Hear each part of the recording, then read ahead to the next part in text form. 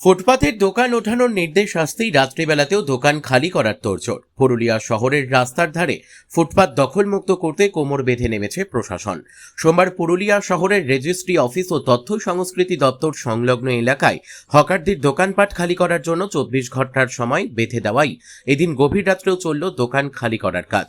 দোকানের জিনিসপত্র হকাররা নিজের মতো করে ভ্যান গাড়ি বা টোটোতে করে বাড়ি নিয়ে যান। এ বিষয়ে তারা বলেন, নতুন সরকার গঠন হয়েছে, পরিবর্তন এসেছে, শহরের মধ্যেও পরিবর্তন হচ্ছে, কিন্তু আমরা খেটে খাওয়া মানুষ। হঠাৎ অর্থ উপার্জনের জায়গা হারিয়ে যাওয়ায় বিশেষ সমস্যার সম্মুখীন হতে হচ্ছে। তাই সরকারের কাছে আবেদন, পরিবর্তনের সাথে সাথে যেন আমাদের বিকল্পের কিছু ব্যবস্থা করা হয় পুনর্বাসনের। এছাড়া তারা আরো বলেন, আমাদের আগামীকাল 4টে পর্যন্ত দোকান নিজে থেকে সরিয়ে নেওয়ার নির্দেশ দেওয়া হয়েছে, তাই আমরা এই রাত্রিবেলায় দোকান খালি করার কাজ করছি। পুরুলিয়া থেকে বিশ্বজিৎ সিং সর্দারের রিপোর্ট, বিগ নিউজ বাংলা।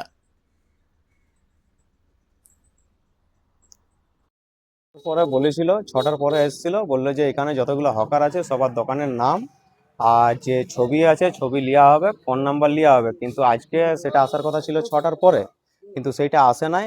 8টার সময় আসলো, আসেনি, নোটিশ দিল যে এরকম তোমরা কালকে 4টার মধ্যে সব খালি করো, নাহলে আমাদের গাড়ি আসবে, সব উচ্ছেদ করা হবে। কিন্তু আমাদের এসডিও স্যারের কাছে আবেদন একটাই, যাতে আমাদের একটা পুনর্বাসনের ব্যবস্থা করা হয়। নাহলে আমরা যাব কোথায়? প্রতিটা যতগুলো দোকানদার আছে সবার ফ্যামিলি আছে, প্রত্যেকের লোন আছে, দেবার যাবে কোথায় প্রতি মানুষগুলো? আজ আমাদেরকে লোন আল্লাহ বাঁচতে দিবে না, ফ্যামিলিকে কি খাওয়াবো সেটা নিয়ে আমাদের চিন্তা আছে। সেটা স্যার যদি কিছু একটা ব্যবস্থা করে সেটাই মানে ভালো হয়, ওইটাই আমরা আশা রাখছি, যাতে স্যার একটা কিছু ব্যবস্থা করে। দীর্ঘদিন ধরে তো এই ব্যবসার সাথে যুক্ত থাকে, কতখানি সংসারে ভুগছেন? সংসারে পুরোটাই আছি, দেখুন সংসারে যত যে ঝামেলা আছে সব এটার উপর দিয়েই চলছে। যা কিছু খাবার থেকে শুরু করে ওষুধ পর্যন্ত সমস্ত কিছু এটা থেকেই চলে। কিন্তু আজকে যদি এটা না থাকে আমরা কোথায় যাব?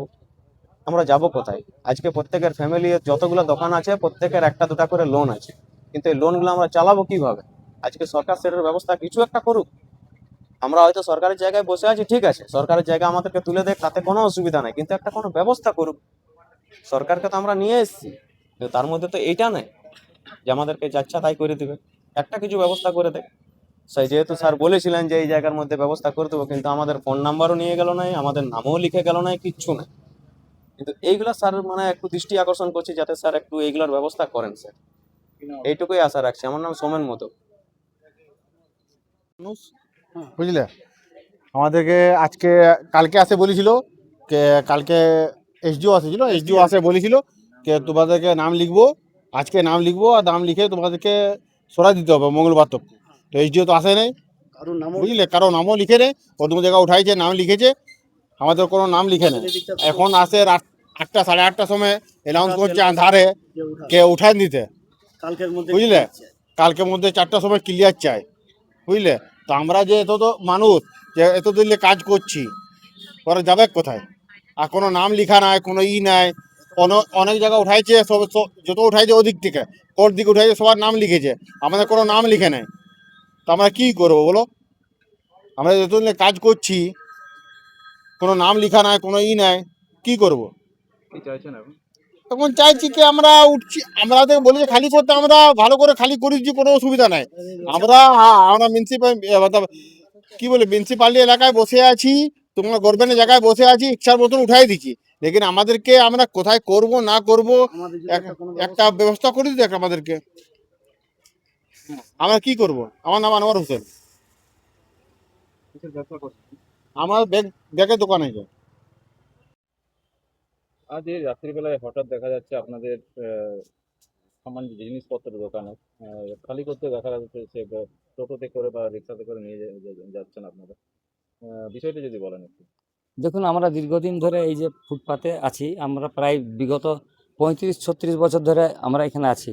বিভিন্ন সরকার এসছে, যেমন সিপিএম সরকারের আমলেও আমরা এখানে ছিলাম, তখনও 2-4 বার ভাঙি হয়েছে, কিন্তু পুনরায় আমরা আবার এখানে শিফট হয়ে গেছি এবং ওইভাবে আমাদের সংসার জীবন জীবিকা আমরা নির্বাহ করে চলছি। আর এখানে ধরুন খুব একটা গ্যাঞ্জাম হয় না, তথাপি কী কারণে যে এই জিনিসটা করলো আমরা কোনো বুঝে উঠতে পারছি না। আমরা ভালোর জন্যই সরকারটাকে এনেছিলাম, কিন্তু এইভাবে যদি করে তো আমরা তো মানে পথে উঠে যাও। আমাদের তো এরকম যে ব্যবসাগুলো চলে সেগুলো তো আমরা সম্পূর্ণ স্বনির্ভর নয়। আমরা হয়তো কোনো ব্যাংকের থেকে টাকা ধার নিয়ে করি কিংবা বন্ধনের কাছ থেকে ধার নিয়ে করি, এইভাবে আমাদের সংসার চলে। আমাদের লোনও আছে বিভিন্ন জায়গায়। এখন আমাদের যদি তুলে দেওয়া হয় তাহলে আমরা পথে উঠবো। কারণ আমরা যার কাছে ধান নিচ্ছি তারা তো আমাদের ছেড়ে কথা বলবে না, তারা হয়তো আমাদের বাড়ি পর্যন্ত চলে যাবে।